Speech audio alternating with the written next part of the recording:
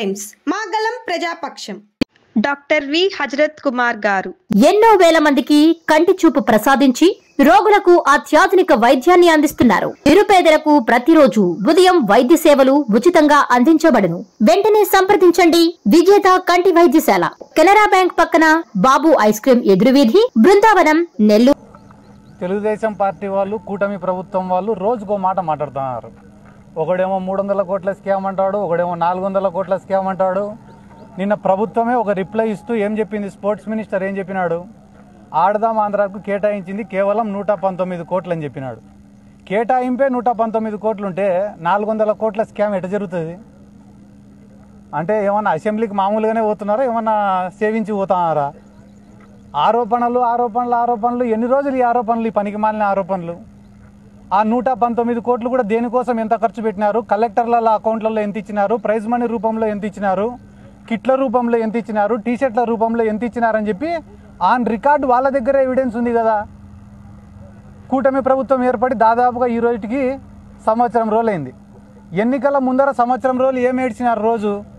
ఒకరోజు భువనేశ్వరమ్మ గారిని తిట్టినారని చెప్పి ఒకరోజు, చంద్రబాబు నాయుడిని అరెస్ట్ చేసినారని ఒకరోజు, పవన్ కళ్యాణ్ని తిట్టినారని చెప్పి ఒకరోజు, ఏడ్చి ఏడ్చి ఏడ్చి ఏడ్చి ఓట్లు అడుక్కున్నారు. సరే, జనాలు పాపం నమ్మినారు. ఏంద్రా ఇంత ఏడుస్తున్నారు, 80 ఏళ్ళ వయసులో చంద్రబాబు ఏడుస్తున్నాడు, అమ్మ యాపొద్దు ఇంట్లో నుంచి బయటికి రాని ఆడమ్మ బయటకు వచ్చి ఏడుస్తుంది, ఈ పవన్ కళ్యాణ్ అంటే ఎప్పుడు ఏడుస్తాడులే. వీళ్ళు ఏడ్చి ఏడ్చి ఏడ్చి ఓట్లు అడుక్కున్నారు, ఓట్లు సంపాదించుకున్నారు. ఇప్పుడైనా పరిపాలన పైన దృష్టి పెట్టచ్చు కదా.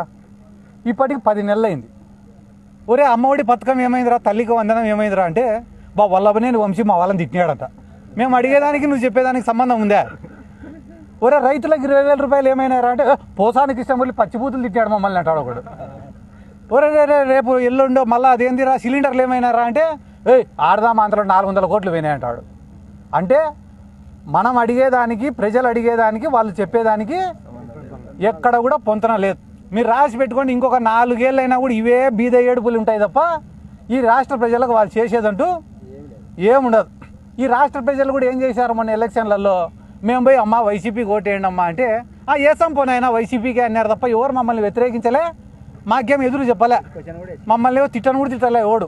కానీ టీడీపీ వాళ్ళకి చెప్తానన్న ఆయన, మీరు జనాలలోకి ఈసారి పోయి ఓట్లు అడిగితే చీపుర్లు చెప్పులు రెడీగా ఉన్నాయి.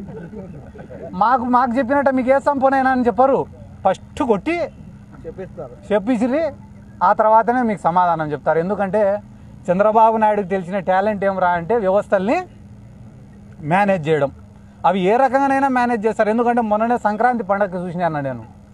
సంక్రాంతి పండగకి హైదరాబాద్ నుంచి ఈ రాష్ట్రంలో, పక్క రాష్ట్రంలో అందరు వచ్చి ఈడ ఏంటివి అవి కోడి పందాలు, ఇసుపెటాకులు, 100 కోట్ల బెట్టింగులు చేసిపోతే పొద్దున్నే ఆర్టికల్స్ ఏం రాసినారు తెలుసా మీ టీవీ ఛానల్ వాళ్ళందరూ కూడా, అంబరాన్ని అంటినా సంబరాలు. కూటమి ప్రభుత్వం వచ్చిన తర్వాత తెలుగుతనం ఉట్టిపడిందట. అదే వైసీపీ గవర్నమెంట్లో జరిగితే క్యాబ్రే నడిపించిన మంత్రి, క్యాజినో నడిపించిన కొడాలి నాని, ఇవేనా మీరు రాసిన హెడ్డింగులు? అంటే వ్యవస్థని మేనేజ్ చేస్తే ఒక రకంగా, మేనేజ్ చేయకుంటే ఒక రకంగా.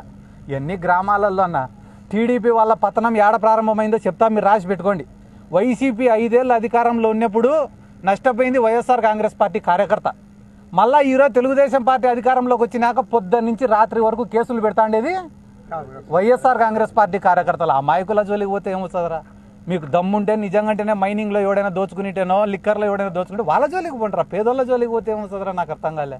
మీరు రాసి పెట్టుకుని అన్న 3 సంవత్సరాలు ఈ రోజు నుంచి వైఎస్ఆర్ కాంగ్రెస్ పార్టీ, జగన్మోహన్ రెడ్డి సొంత జోబిలో నుంచి సాడ లెక్క అని మాట్లాడిన ప్రతి ఒక్కడు కూడా ఈరోజు ఏ పండగ జరిగినా, ఏ పండగ వచ్చినా డబ్బు రొటేషన్ లేక, మార్కెట్లో డబ్బులు తిరక్క, వ్యాపారస్తులు కానీ, చిన్న చితక ప్రాణాలు కానీ, చిన్న చిన్న రైతులు కానీ, ఒరే జగన్ ఉంటే బాగునిండు కదరా అని అనుకుంటున్నారు. మీరు రాసి ప్రతి ఒక్కడు అనుకుంటున్నాడు. మేము చెప్పాల్సిన అవసరం లే. ఇంకొక 4 నెలలకో 5 నెలలకో ఈ తిరుగుబాటు అనేది ఏ స్థాయిలో మొదలవుతుందో మీరే చూసుకోండి. మళ్ళీ మేము ప్రత్యేకంగా చెప్పాల్సిన అవసరం లే. ఈ ఆడదాం ఆంధ్ర పైన సిఐడి ఎంక్వైరీలో ఏం దొరకకుంటే సిబిఐ ఎంక్వైరీకి ఇస్తే కనీసం వాళ్ళన్నా కొండనంత దువ్వి ఎలకనేమన్నా పట్టుకుంటారేమో చూడాలా. ఎందుకంటే కానీ వాడు కూడా చెప్తాడు, నిన్న నాసిరికం వస్తువులు ఇచ్చినారట. ఏమి ఇచ్చినారు? 38 కోట్ల రూపాయలతోటి సామాగ్రి కొన్నారన్న. ఎంత? 38 కోట్లతో సామాగ్రి. ఎన్ని సచివాలయాలకు కొన్నారు? 15,000 సచివాలయాలకు కొన్నారు. 15,000 సచివాలయాలకు 100 కోట్లు పెడితే ఇంగ్లీష్ విల్లో బ్యాట్లు, కోకాబురా బ్యాట్లు, కోకాబురా బాల్లు వస్తాయి.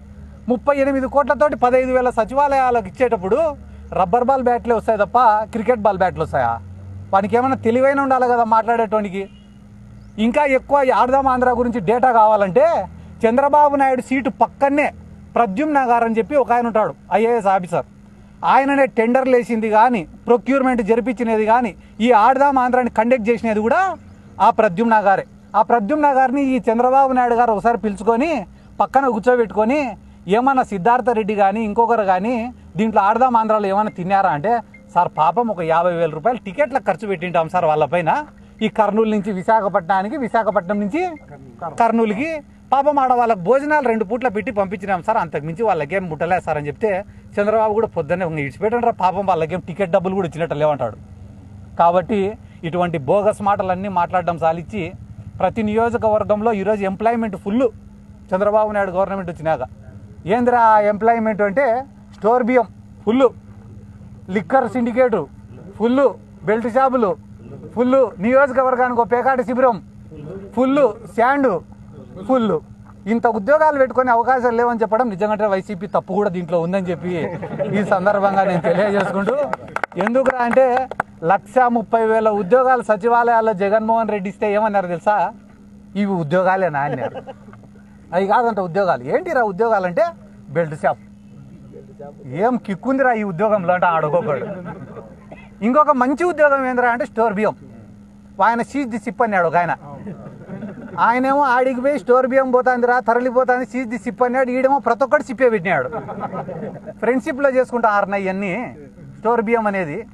కాబట్టి ఇవన్నీ ఎక్కువ రోజులు పట్టమన్నా. కానీ నేను కోరుకునేది ఏమరా అంటే సామాన్య కార్యకర్తను ఇబ్బంది పెడుతున్నారు, పేదోడి పైన అక్రమంగా కేసులు పెడుతున్నారు. ఈరోజు గ్రామాలలో పరిస్థితి ఏముందిరా అంటే దారిలో ఒకటి పోతా అంటే రేపు కూడా కానీ తిడతారు. ఏంద్రా తిడతానవని మీదికి పోతేనే వెంటనే వాడిపోయిన కేసు. తిట్టినోడిని ఏమనడంలే, తిరగబడినోడిని కేసులు పెడుతున్నారు.